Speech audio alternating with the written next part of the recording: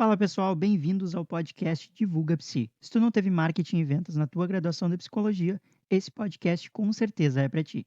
Eu sou o psicólogo Rômulo Soares e nós estamos no episódio 3 do nosso podcast. Hoje eu quero falar contigo a respeito de criatividade. Será que o psicólogo precisa ser uma pessoa muito criativa para poder produzir conteúdos excelentes lá para as redes sociais? E eu quero te falar também como manter a constância de postagens mesmo quando a gente está com bloqueio criativo. Bora lá?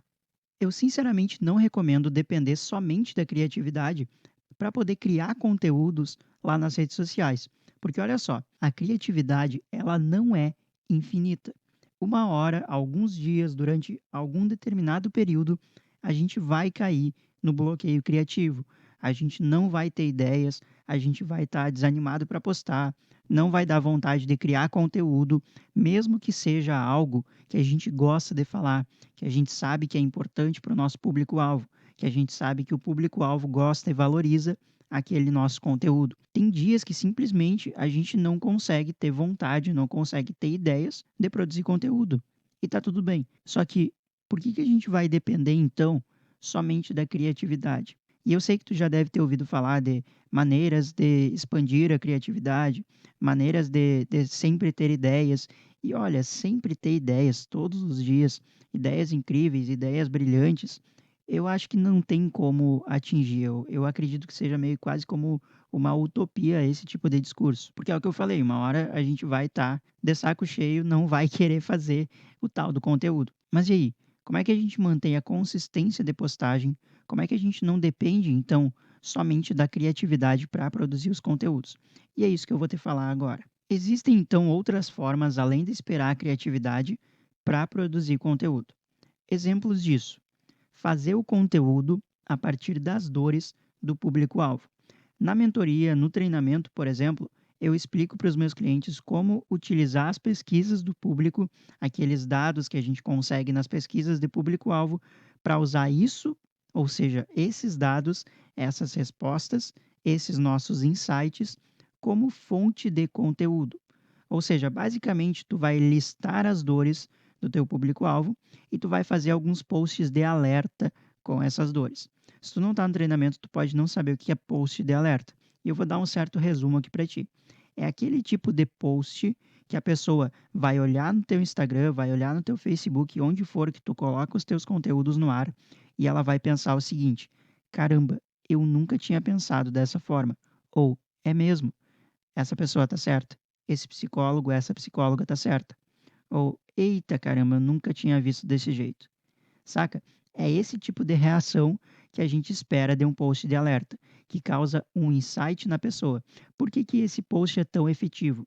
Porque esse post, ele capta a atenção da pessoa e meio que prende a atenção da pessoa no nosso conteúdo. Ela entende, essa pessoa do teu público-alvo, ela entende que tu tá querendo falar com ela e que de fato tu tá demonstrando entender sobre aquilo que chama a atenção dela. E basicamente em todos os nossos esforços de divulgação é exatamente isso que a gente está tentando fazer, chamar a atenção de determinada pessoa. Por isso que a gente cria um público-alvo para ficar mais fácil de mapear coisas, interesses, contextos, dores que chamam a atenção de um público-alvo em específico. Viu como tudo começa a se relacionar? Pois é. E a segunda dica, então, é perguntar para o público-alvo.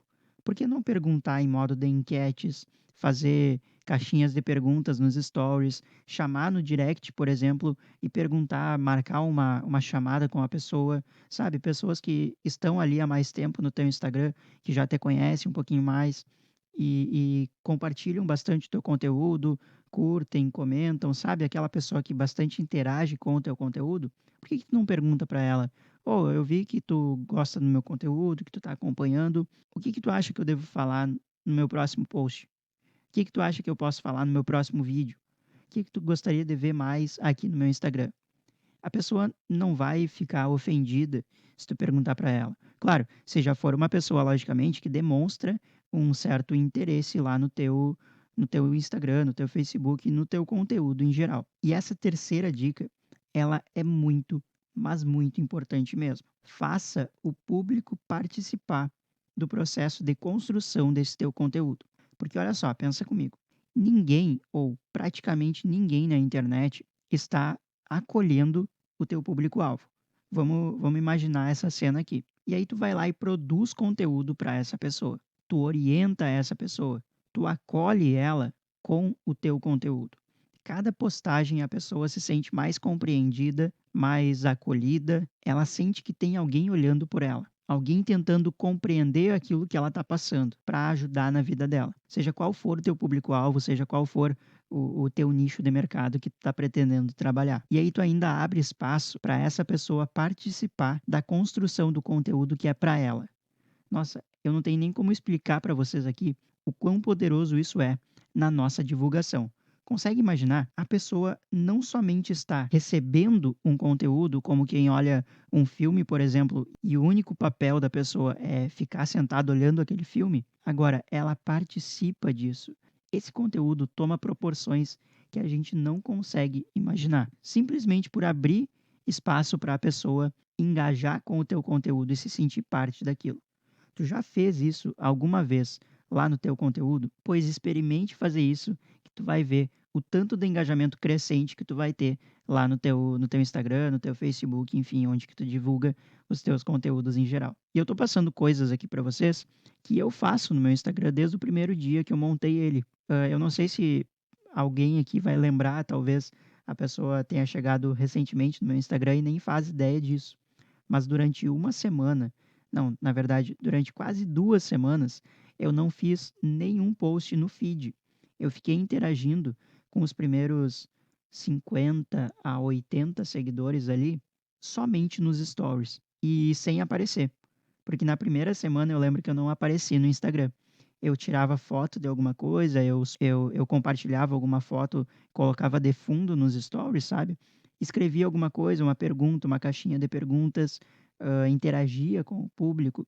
E aqui vai uma dica que não estava aqui no meu script. Antes de colocar uma caixinha de perguntas, tu introduz o tema. Como assim?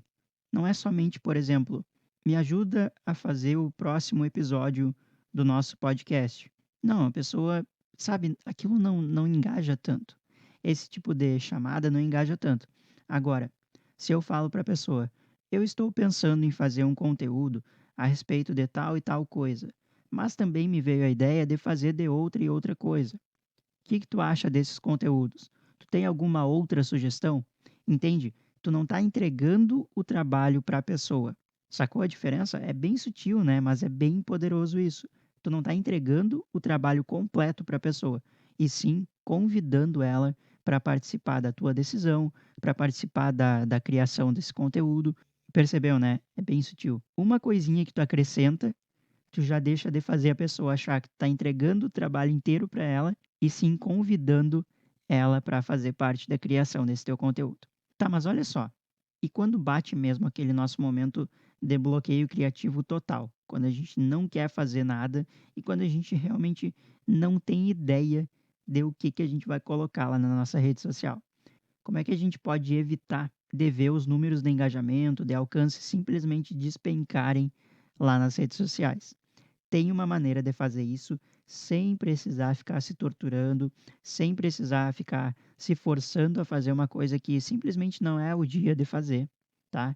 Eu vou te mostrar como fazer agora. Parece óbvio, mas tem muita gente que não está trabalhando com isso ainda. Pessoal, agendem as postagens de vocês quando vocês estiverem naqueles momentos de muita criatividade. Cria uma série de posts muito bons e deixa agendado. Dessa forma, tu não precisa te forçar a criar um conteúdo quando tu simplesmente não está afim. E eu repito aqui para vocês, tá tudo bem não ficar afim de produzir conteúdo, mas também cuidado, não dá para depender somente da criatividade. A criatividade não é infinita e uma hora o bloqueio criativo vai aparecer. Mas se tu seguir as orientações que eu passei hoje para ti no podcast, tu com certeza vai conseguir produzir um conteúdo com qualidade e com consistência. E quando der aquele momento de bloqueio criativo, de não querer fazer nada e não ter ideias para conteúdo, tu já tem o teu conteúdo salvo e agendado, para não perder a consistência e o engajamento crescente lá nas tuas redes sociais. E eu vou ficando por aqui nesse nosso terceiro episódio do podcast Divulga Psi.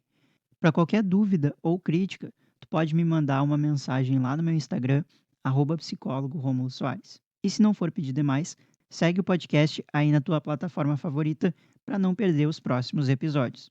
Eu sou o Rômulo Soares e esse é o Divulga Psi. Até a próxima e falou!